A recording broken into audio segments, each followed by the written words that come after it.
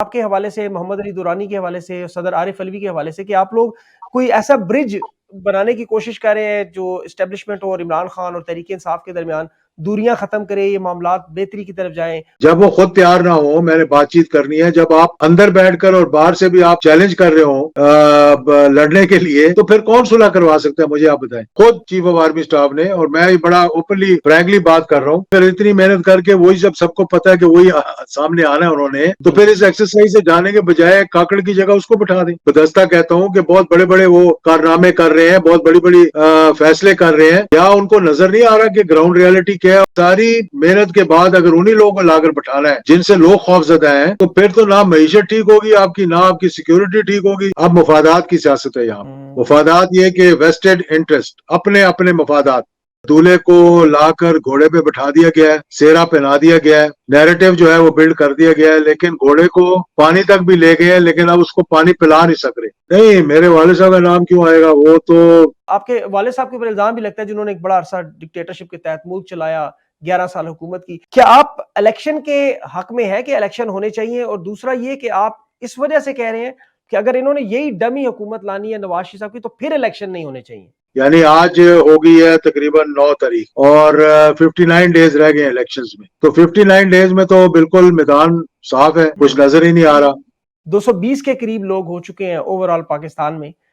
जिस तरह उन्हें जबरी तौर पर नजर आ रहा है साफ अगवा बराए बयान, या तो वो गायब हो जाते हैं, कुछ अरसे बाद आते हैं, वो सियासत से किनारा कशी कर लेते हैं या तरीके इस्तेकाम में चले। ऐसे माहौल के अंदर मैं समझता हूँ कि इलेक्शंस में जाना, इलेक्शंस करवाना will not serve the purpose. कि अगर आपने एक आर्टिफिशियल गवर्नमेंट को लाकर बैठा दिया जिससे लोग खौफजदा हैं, जिन्होंने 16 माह के अंदर मुल्क में तबाही मचाई है और महंगाई और बेरोजगारी और लाकानूनियत और सिर्फ अपने केसेस माफ करवाए हैं, उनको लोग तस्लीम करने के लिए तैयार नहीं है। अपने हलकों से बाहर नहीं निकल सकते, अपने वोटर्स के पास जा नहीं सकते, जलसे कर नहीं सकते। जो भी आपने कह दिया कि बिलावल भुट्टो की कुर्सियां कौन लगा रहा है, सरकारी प्रोटोकॉल में जलसे कर रहे हैं। इसी तरह से इस्तेकाम पाकिस्तान ने 1 2 3 जलसे तो कर लिए मारदार से, पकड़ दकड़ से अपने मजदूरों को लाकर, लेकिन अवाम के अंदर इम्पैक्ट नहीं बना सके। आप जितना भी छुपाएं, चीजें निकल कर सामने आ जाती हैं। अब जुल्फिकार अली भुट्टो साहब का केस अगर शुरू होता है तो उसमें फिर बराह रास्त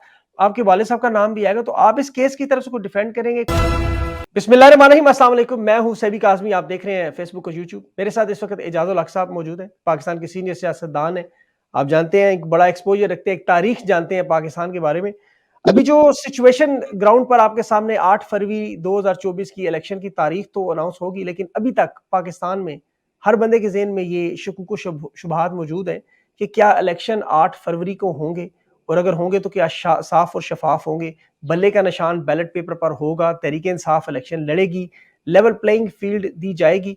क्योंकि अभी इस वक्त लेवल प्लेइंग फील्ड के नाम पर स्वात में जलसा हो रहा है बिलावल जरदारी साहब का। वहां पे पुलिस बाकायदा कुर्सियां लगाने में मदद कर रही है, और जलालपुर जटा में मियां नवाज शरीफ साहब का जलसा हो रहा है, वहां पे भी सरकारी प्रोटोकॉल दिया जा रहा है। लेकिन बाजोड़ में जहां तहरीक इंसाफ का वर्कर कन्वेंशन है, वहां इस वक्त कर्फ्यू लगा हुआ है। ट्रेंचेस यानी खंदकें खोदी जा रही हैं, सड़कें उखाड़ी जा रही हैं। तो ये क्या लेवल प्लेइंग फील्ड दी जा रही है? नवाज शरीफ साहब कह रहे हैं कि मैं अब सिर्फ हुकूमत नहीं लूंगा, अब बदला भी लूंगा। और बहुत सारे ऐसे मामलात हैं जिसमें आर्मी चीफ का अमेरिका का दौरा भी जो है वो ज़ेरे बहस है। 40 साल की सियासत के बाद बहुत सारी चीज़ें जो पाकिस्तान में बदलती नज़र आ रही हैं, लेकिन इंटरनेशनल हालात भी हैं। इमरान खान साहब, क्या ये इलेक्शन माइनस उन्हें किया जा रहा है जो जो किया गया है ऑलमोस्ट? तो आने वाले हालात में अब पाकिस्तान की मुआशी सूरत हाल, दाखिली सूरत हाल क्या होगी? एजाजुल हक साहब से बात करते हैं। बहुत बहुत शुक्रिया सर, आपने टाइम दिया। सबसे पहले 8 फरवरी की जो इलेक्शन की तारीख आपने सुनी, ऑफ कोर्स जो अब तो पत्थर पे लकीर है काजी फायज साहब के मुताबिक, लेकिन आपको इलेक्शन होते हुए नजर आ रहे हैं, क्यों लोग अभी तक डबल माइंडेड हैं? देखिए, बात यह है कि इस वक्त तो सुप्रीम कोर्ट ने कतगन लगाई हुई है कि इस बारे में आप बहस नहीं कर सकते, इस बारे में आप तबसरा नहीं कर सकते, इस बारे में आप आर्ग्यूमेंट नहीं कर सकते, इस बारे में आप सवाल और जवाब नहीं कर सकते। और एक ही तरीके से कर सकते हैं कि वो कह रहे हैं कि अपनी बीवी से बात करें। तो बीवी ने बात करने से इनकार कर दिया है, और इसलिए इस पे तबसरा करना बड़ा मुश्किल है, क्योंकि कंटेम्प्ट ऑफ कोर्ट लग सकता है। और ये अजीब और गरीब बात है कि ऐसी कतगन पहले किसी सुप्रीम कोर्ट ने नहीं लगाई कि इंसान जो है वो रियलिटी को सामने रखते हुए हर टॉपिक पे गुफ्तगू कर सकता है। आप अपने जजमेंट्स को डिस्कस कर सकते हैं, आप तबसरे कर सकते हैं, आप आपस में अपनी राय दे सकते हैं, लेकिन पत्थर पे लकीर जो है उसको नहीं घिस सकते आप, हम्म। उसको खत्म नहीं कर सकते। लेकिन एजाज साहब कल उसमें हाई कोर्ट में चीफ जस्टिस जो है आमिर फारूक साहब, उन्होंने तो 17 जो दरख्वास्तें आई हैं उनके पास इलेक्शन मनसूख करवाने की, उस पर तो उन्होंने बाकायदा समाअत भी शुरू कर दी, इलेक्शन कमीशन को इंतखाबी शेड्यूल पे भेज भी दिया। तो उन्होंने उन्हें क्या ये हुक्म उन पे नहीं लागू होता, ये सिर्फ हम जैसे लोगों पे आप पे लागू होता देखिए, जब सुप्रीम कोर्ट ने दिया है और मतहत कोर्ट उस पे बात कर रहा है, तो ये फिर उनकी जिम्मेदारी है कि आपने ये बात जब की है तो फिर मतहत कोर्ट जो है आपके जो those who are serving right under you, वो कैसे इसको उठा सकते हैं फिर है? मामले को? अगर वो उठा सकते हैं तो एजाजुल हक क्यों नहीं उठा सकता? बिल्कुल सही बात। एंकर क्यों नहीं उठा सकते? आप क्यों नहीं उठा सकते? तो माहौल इस वक्त जब जो है इस वक्त तक, यानी आज हो गई है तकरीबन 9 तारीख और 59 डेज रह गए इलेक्शंस में, तो 59 डेज में तो बिल्कुल मैदान साफ है, कुछ नजर ही नहीं आ रहा। ये एक बात मालूम है सबको कि आने वाला वजीर आजम कौन होगा। अब आने वाले वजीर आजम जब इलेक्शन से पहले मालूम हो जाए कि आने वाला वजीर आजम कौन है, तो फिर उस पर किसी बहस करना ना करना तो मुझे समझ नहीं आती कि क्यों है। अब दूल्हे को लाकर घोड़े पे बैठा दिया गया है, सेहरा पहना दिया गया है, नैरेटिव जो है वो बिल्ड कर दिया गया है, लेकिन घोड़े को पानी तक भी ले गए, लेकिन अब उसको पानी पिला नहीं सक रहे। मसला हम्म। ये है सारा इस कौम का, मसला इस वक्त ये है कि घोड़े पे दूल्हे को बैठाकर सेहरा पहनाकर तैयारी कर कर उसको पानी तक ले गए। अब घोड़े को पानी पिलाना है, लेकिन घोड़ा, you can take the water the horse to the water but you can't make him drink. बिल्कुल बिल्कुल, उसे ये तो जबरदस्ती बड़ा नहीं कर। मुहावरा आपने सुना होगा जी कि जी घोड़े बिल्कुल। को पानी तक तो आप ले जा सकते हैं तैयारी करके उसको सजा कर, और हम्म। उसको जब पानी नहीं आवाम पिला नहीं सकते आप। मान रही। यहाँ पे भी तो सर यही मामला है, कोई लोग नहीं मान रहे, इनके पास इस वक्त सब कुछ मौजूद है, तमाम लवाजमात नजर आ रहे, लेकिन वोटर और सपोर्टर नजर नहीं आ रहा। 40 साल की सियासत सर, मियां साहब की तकरीबन इक्तदार में आने का अभी आखिरी रास्ता उनके पास, अभी भी यही हालात के वो इसी तरह ही इक्तदार में आएंगे। क्या फायदा क्या हुआ 40 साल की सियासत? मुझे तो नहीं लगता कि आने वाले, अगर मौजूदा सूरत हाल में इतना पैसा खर्च कर को 75 अरब रुपए तो सिर्फ खर्च रहा है इलेक्शन कमीशन, हुकूमत पाकिस्तान इलेक्शंस करवाने के लिए। इतना ही पैसा जो है वो तकरीबन कैंडिडेट्स का अगर सारों का मिला लें पूरे पाकिस्तान के इलेक्शन में, मेरे ख्याल में 75 अरब से कई गुना ज्यादा पैसा जाया होगा। और पाकिस्तान की मीशत भी मुकम्मल नहीं है इस वक्त इतना बोझ उठाने के लिए। महंगाई, बेरोजगारी जो है वो अरूज पे है। जमहूरियत भी का तसलसल भी बहुत जरूरी है, लेकिन मुझे नहीं लगता कि मौजूदा सूरत हाल में अगर इस तरह से इलेक्शंस करवाए गए तो उनका कोई नतीजा निकलेगा। बात वहीं आके रुक जाएगी, जो मैं पहले भी कहता आया हूँ कि काकड़ की जगह अगर नवाज शरीफ को बैठा दें लाकर, और तमाम सियासी जमातों को कहें यार कि इनको 5 साल दे देते हैं हम बगैर इलेक्शंस के, तो सब कहेंगे जी हमें मंजूर है। क्यों इन हालात में कोई इलेक्शन लड़ने को तैयार नहीं है, स्वाय वो पार्टी जो समझ रही है कि हम हुक्मरान बनेंगे। ये अपने हलकों से बाहर नहीं निकल सकते, अपने वोटर्स के पास जा नहीं सकते, जलसे कर नहीं सकते। जो भी आपने कह दिया कि बिलावल भुट्टो की कुर्सियां कौन लगा रहा है, सरकारी प्रोटोकॉल में जलसे कर रहे हैं, बंदे भी वही लाते हैं, सरकारी मुलाजिम जो है वो आ जाते हैं। अगर मियाँ नवाज शरीफ आज जलालपुर जट्टा जा रहे हैं तो बंदे तो इकट्ठे करेंगे, डीसी और डीपीओ और पता नहीं कौन कौन लोग लेकर आएंगे वहां पर। वो सरकारी मुलाजमीन को कहेंगे कि आप जाए जलसा अटेंड करें, लेकिन बिल्कुल अवाम जो है वो उनको सुनने के लिए तैयार नहीं है। नहीं है, बिल्कुल सही बात है। अच्छा सर, ये अभी जो तरीके इंसाफ के साथ हो रहा है, अभी आपके सामने सीनियर रहनुमाओं के शौकत तरीन साहब जिस तरह सियासत छोड़ रहे हैं, 220 के करीब लोग हो चुके हैं ओवरऑल पाकिस्तान में, जिस तरह उन्हें जबरी तौर पर नजर आ रहा है साफ अगवा बराए बयान, या तो वो गायब हो जाते हैं, कुछ अरसे बाद आते हैं, वो सियासत से किनारा कशी कर लेते हैं या तरीके इस्तेकाम में चले जाते हैं। पाकिस्तान की सियासत में आपकी एक तारीख है, आप विजन रखते हैं, आपने तो बड़ा वक्त गुजारा है, वो सारे मामला देखे हुए, आपने कभी देखा है इस तरह होते हुए, इसका क्या हल क्या होगा, फिर इसका इंजाम क्या होगा?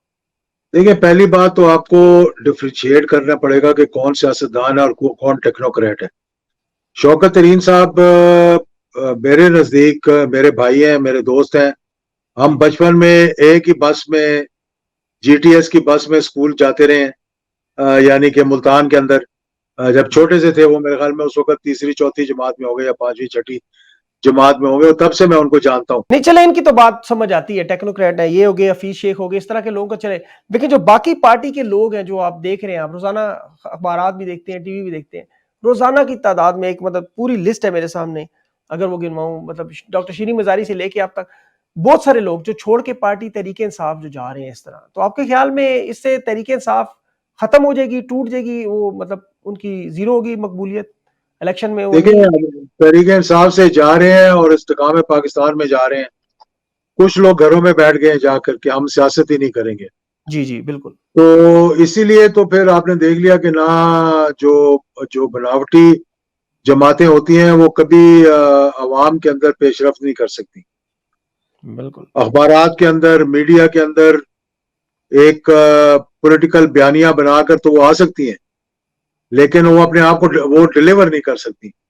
इसी तरह हमारे खैबर पख्तूनख्वा में आपने देखा होगा कि वहां भी एक जी ऐसी परवेज। जमात बनी है जो कि बिल्कुल ही बाहर निकलने के काबिल नहीं है।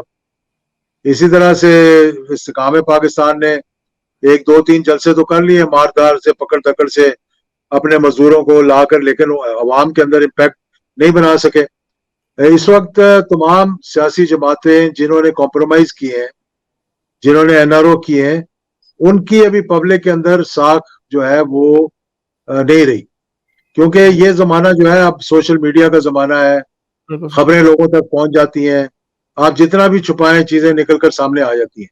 बेशक। तो ऐसे माहौल के अंदर मैं समझता हूं कि इलेक्शंस में जाना, इलेक्शंस करवाना will not serve the purpose. Let's be frank. वो अच्छा। जो आपका एजेंडा है इस वक्त मुल्क के को दरपेश मसाइल जो है ना, वो इलेक्शन से बहुत बालातर है। अच्छा। वो इस वक्त मुल्क की मईशत जो है वो बिल्कुल रॉक बॉटम पे है। महंगाई, बेरोजगारी इंतहा पे है। ग्रोथ जो है वो माइनस में जा रही है। आपके रिजर्व जो है वो तकरीबन ना होने के बराबर है। आप कभी आईएमएफ के पास, कभी सऊदी अरेबिया के पास, कभी यूएई के पास, कभी चाइना के पास आप कशकोल लेकर जा रहे हैं, लेकिन अपना जो आपका पोटेंशियल है वो दबता जा रहा है दिन ब दिन। क्योंकि पाकिस्तान जो कि 25 करोड़ अवाम का मुल्क है, अल्हम्दुलिल्लाह इसके अंदर आप हर किस्म का पोटेंशियल है, रिसोर्सेज है, मौसम है, लेकिन लीडरशिप कोई नहीं है।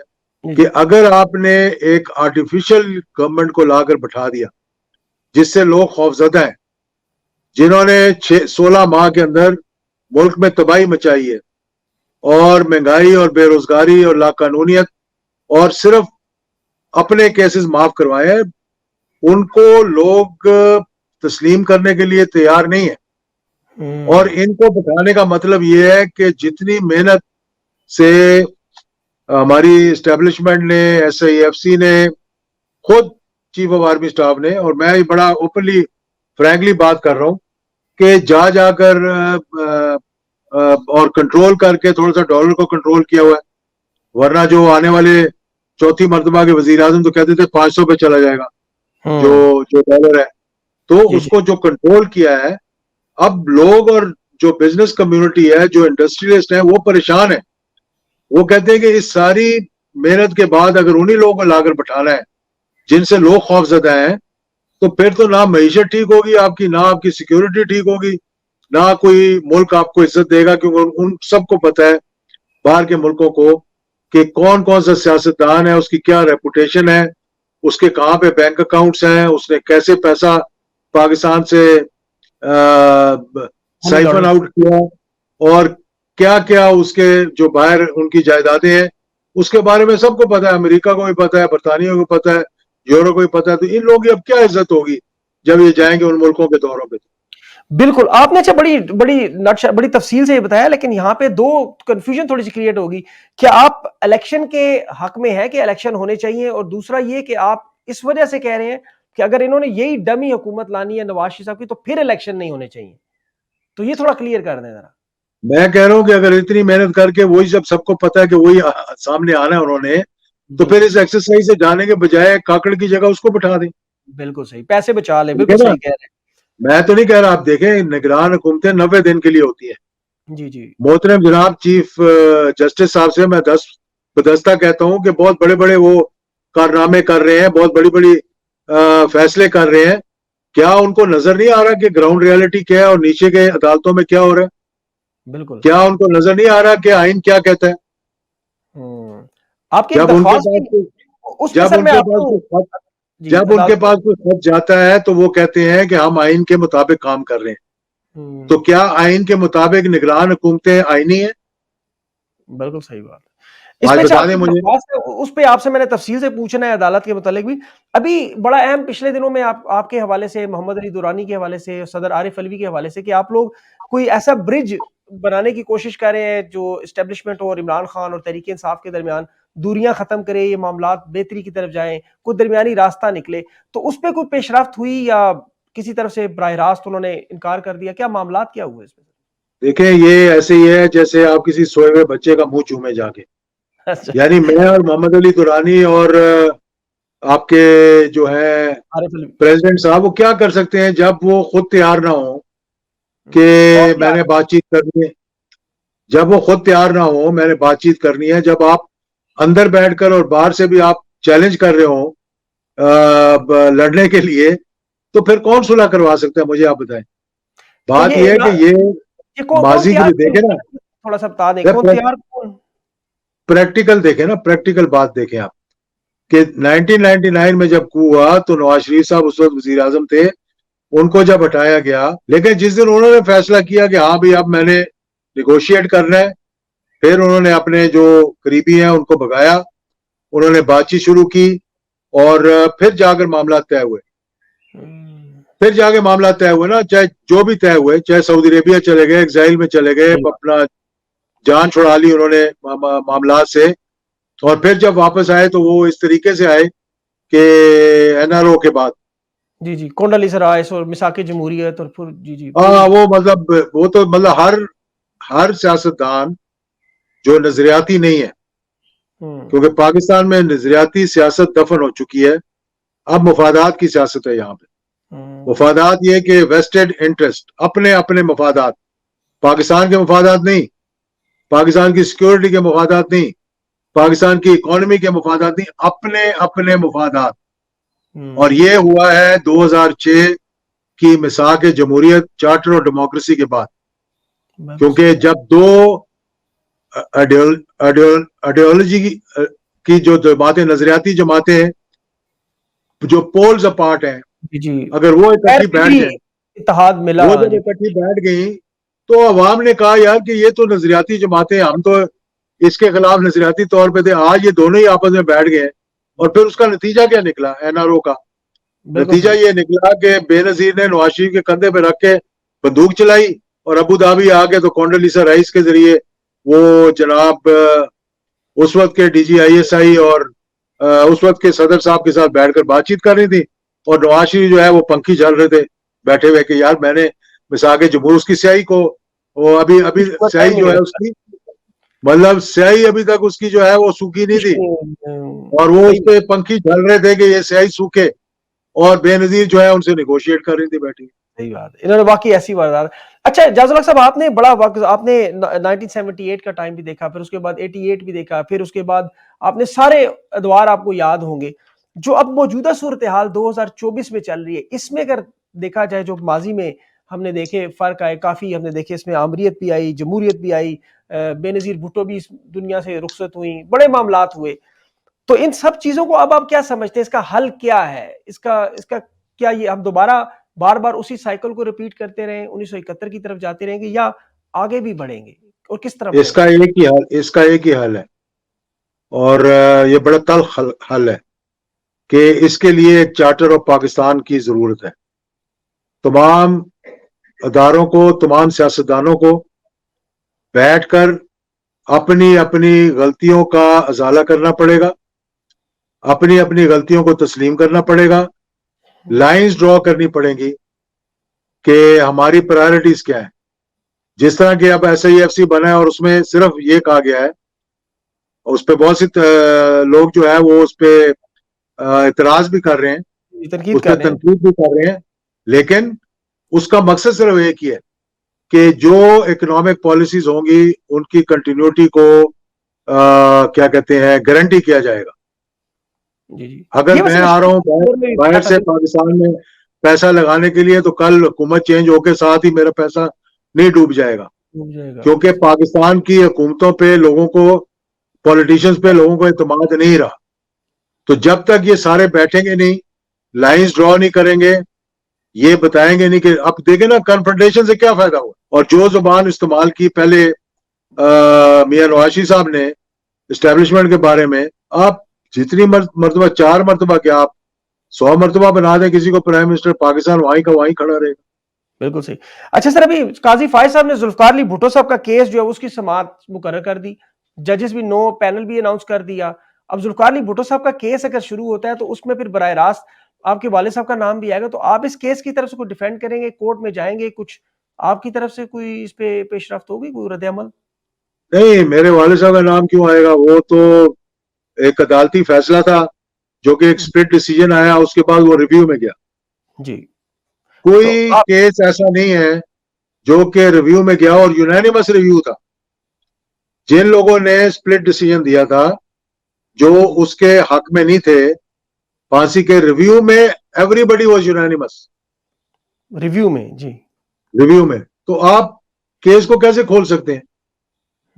इस तरह तो बहुत से केस है माजी के जिनका मैं आपको एक लिस्ट गिनवा सकता हूं। मेरे ख्याल में कोई 1 लाख से ज्यादा केसेस होंगे जो लोगों को फांसियां लग गई, जिन्होंने कत्ल किए। आप सबको कब्रों से निकाल कर खड़ा करें और उनके केसेस लेके शुरू हो जाएं। जी। क्या ये प्रायोरिटी है हमारी आज?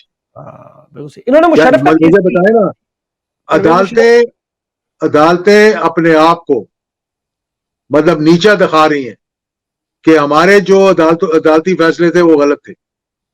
यानी अब इसमें एक जज ने कहीं कह दिया या कहलवा दिया गया उससे, जब पीपल्स पार्टी की हुकूमत आई, वो चेयरमैन बनना चाह रहा था क्रिकेट बोर्ड का, या था, जी उतरना जी। नहीं चाह रहा था। उसी उसने साल। जरा मुंह से कह दिया जी कि हम पे बहुत प्रेशर था, विदाउट हम्म। एनी प्रूफ कि किसका प्रेशर था, कहां से प्रेशर आया था, कैसा प्रेशर था।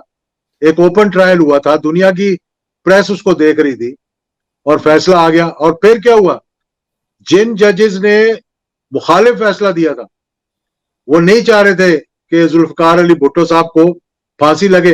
ही became the chief justice of Pakistan and he was the longest serving chief justice of Pakistan. Faez Isa साहब के पास तो एक जुमा जुमा 8 दिन है सिर्फ, उसके बाद ये घर चले जाएंगे। और अच्छा मैं बिल्कुल इनके सही। मैं अब इनके यहाँ पे इनकी इज्जत करता हूँ, इनका एहतराम करता हूँ, जी जी, मैं लेकिन भी everybody has skeletons in his cupboard.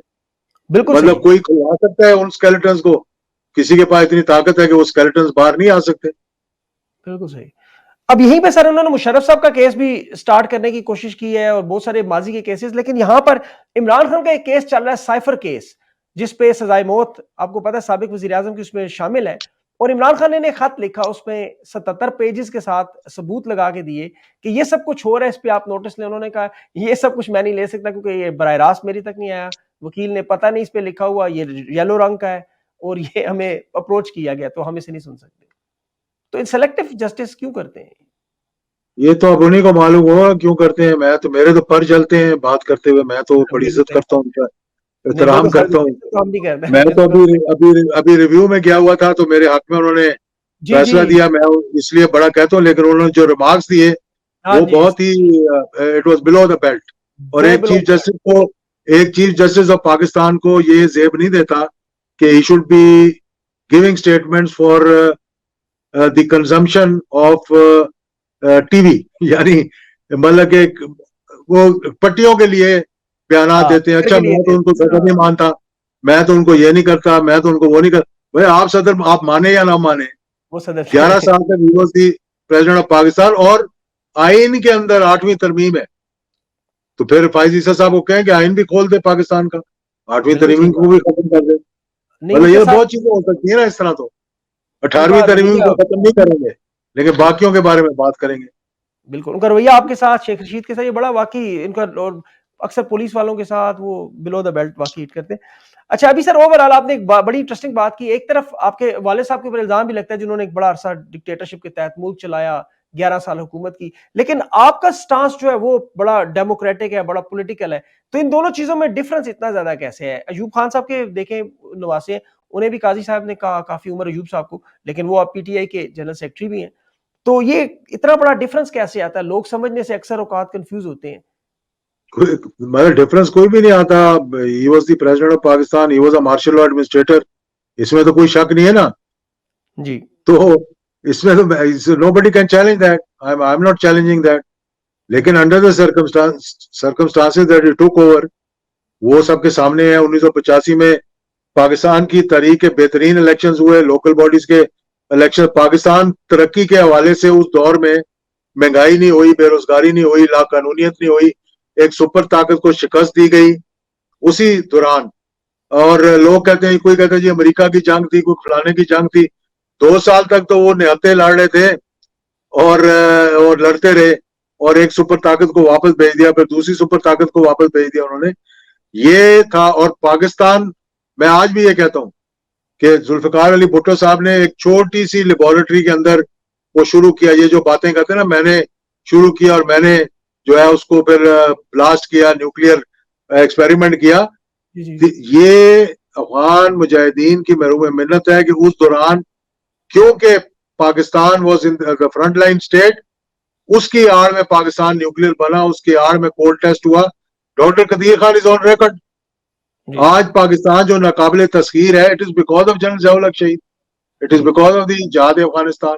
नहीं, नवाज शरीफ साहब कहते हैं मैंने किया है जो किया है, वो इसका क्रेडिट बहुत तो वो बहुत ले। अच्छा किया, मैं तो कहता हूँ बहुत अच्छा किया उन्होंने। मैं उनको मुबारकबाद देता हूँ अच्छा। कि जिस तरह उन्होंने ब्लास्ट किया, I was part of his government at that time and जी I know how it happened.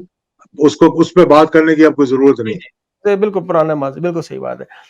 Sir आपने अपना कीमती वक्त दिया, बड़ी अहम बातें की, उस पर मैं आपका बड़ा मशकूर हूँ। आपके साथ इंशाल्लाह गाए बगाए जुड़े रहेंगे, आपका तजिया जरूर लेते रहेंगे। बहुत बहुत शुक्रिया इजाजुल हक साहब। Thank you.